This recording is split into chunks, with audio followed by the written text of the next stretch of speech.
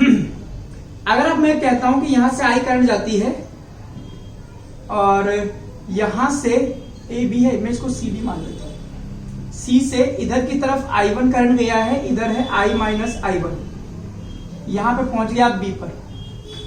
ठीक है, तो फिर ये I1 करंट इधर गया, ये करंट इधर आ गया I माइनस I1, और ये आ गया यहां पर पूरा I1। आप सिंपल बातें करें तो अपर आर्म का रेजिस्टेंस कितना है, 4 ओम, और अपर आर्म पे टोटल कितना वोल्टेज गिरेगा, 20। तो करंट यानी कि I1 की वैल्यू क्या आ गई, 20/4 यानी कि 5 एम्पियर। क्लियर? और यस सर। अगर आप यही ऐसे कर लीजिए, आई नेट कितना है, आई नेट है वी नेट और आर नेट 2 ओम यानी कि 10 एम्पियर। जब 10 एम्पियर की करंट यहां से जाएगी तो अपने साथ कितना लेके जाएगी, 20 वोल्ट। क्लियर? और जब ये यहां पहुंचेगी तो सी का वोल्टेज कितना होगा, 20 वोल्ट, और ये ऊपर जाएगी 5 एम्पियर, 10 माइनस 5 यानी कि 5 एम्पियर नीचे जाएगी। ऊपर जो करंट जाएगी उसके पास जिम्मेदारी 20 वोल्ट की है। जब 5 एम्पियर की करंट यहां पर गुजरेगी तो 20 में से 10 वोल्ट यहां ड्रॉप कर देगी, ए का वोल्टेज आ गया मेरे पास 10 वोल्ट। जब ये 5 एम्पियर की करंट नीचे से निकलेगी और यहां भी इसके पास जिम्मेदारी 20 वोल्ट की है, जिसमें से इसने 10 वोल्ट यहां पर ड्रॉप कर दिया, तो यहां पे कितना आया, 10 वोल्ट। अब आप देख सकते हैं कि VA minus VB will be 0। लिख लीजिए। ओके, लिखिए, in unbalanced Wheatstone bridge, unbalanced Wheatstone bridge, इसको देख लीजिए।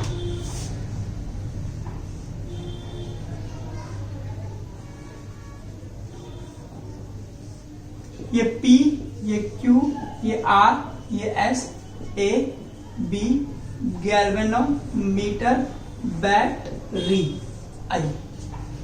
मैं कहता हूं P upon Q is not equal to R upon S। तो ये हो गया मेरे पास अनबैलेंस्ड व्हीटस्टोन ब्रिज की कंडीशन। ठीक है, पहली बात ये।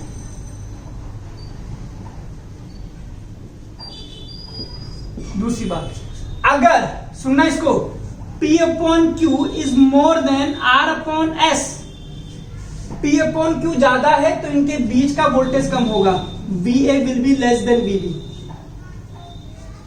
और करंट विल फ्लो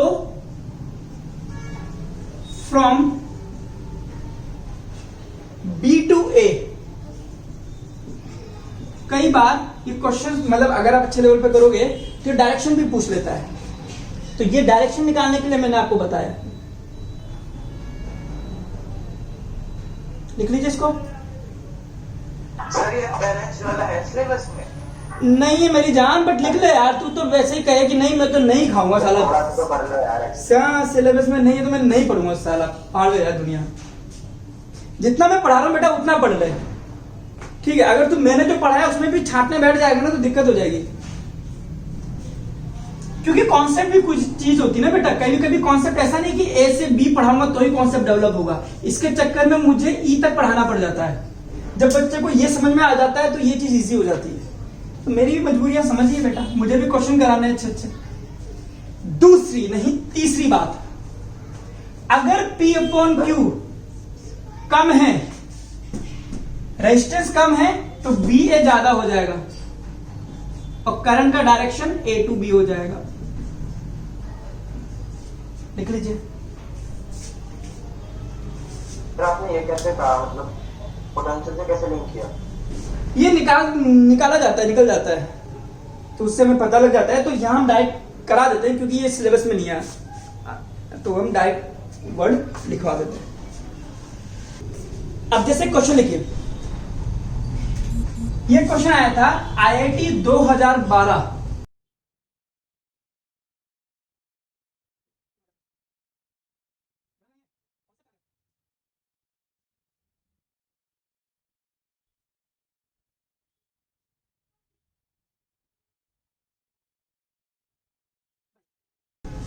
और आपको ऑप्शन दिए हैं, क्वेश्चन बोलता है चूज द करेक्ट ऑप्शंस,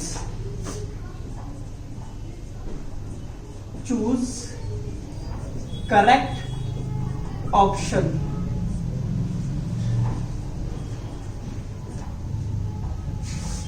और your options are number 1 I2 is 2 ampere, number 2 I1 is 3 ampere,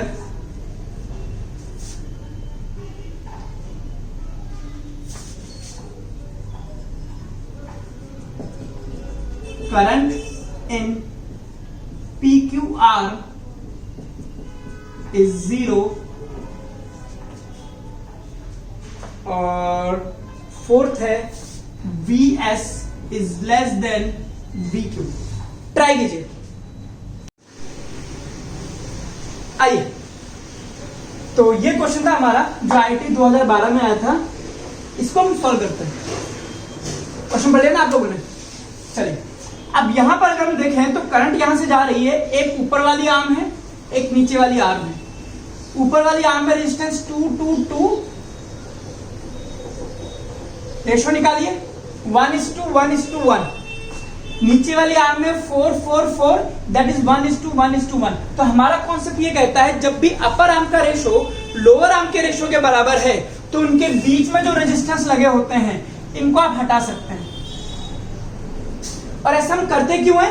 क्योंकि इस मूवमेंट पर P और Q का वोल्टेज बराबर हो जाता है, यानी कि VP बिकम VQ और VS बिकम VT। अब आपको ये सर्किट बहुत इजीली सॉल्व हो जाएगा। अब तो अपर आर्म में 2 6 4 अपर आर्म में पूरे में कितना वोल्टेज ड्रॉप होगा? 12 वोल्ट। यहां से लेकर यहां तक अपर आर्म में 12 वोल्ट ड्रॉप होगा। तो ऊपर वाली आर्म में कितना करंट जाएगा?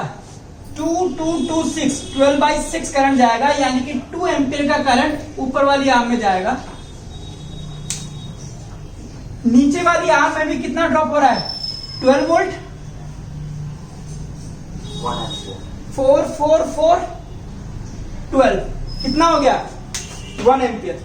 यानी कि नीचे वाली आर्म में कितना करंट आएगा? 1 एम्पियर। ऊपर में कितना? 2। तो यहां से कितना निकला होगा? 3 एम्पियर। अब बात करते हैं, I2 इज 2 एम्पियर दिख ही रहा है, ये 2 एम्पियर ऐसा जाएगा। I1 इज 3 एम्पियर दिख ही रहा है। Current in PQ arm 0 of course, क्योंकि P और Q यहां पे जो रेजिस्टेंस लगा था P और Q का वोल्टेज 0 हो जाता है, या यूं कहें कि पोटेंशियल सेम हो जाता है, इसलिए P और Q आर्म में कोई करंट नहीं जाएगा। अगेन अब यहां देखिए करंट P से S जा रहा है, यानी कि VP is high than VS, और मुझे पता है P का वोल्टेज Q के भी बराबर है, तो मैं लिख सकता हूं VQ is high than VS, यानी कि VQ is high than VS।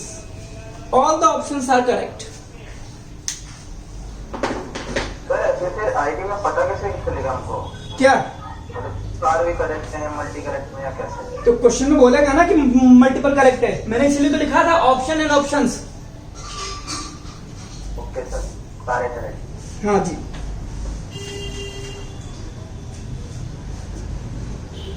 तो ये हमारी एक डिवाइस खत्म हुई है। नेक्स्ट डिवाइस हमारे पास है मीटर ब्रिज। यहां से क्वेश्चन मिलेगा आपको पेपर में जरूर।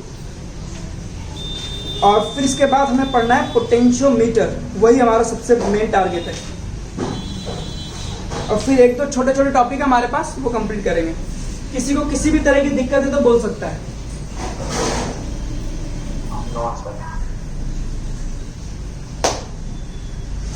चलिए फिर मिलते हैं आपसे नेक्स्ट क्लास में।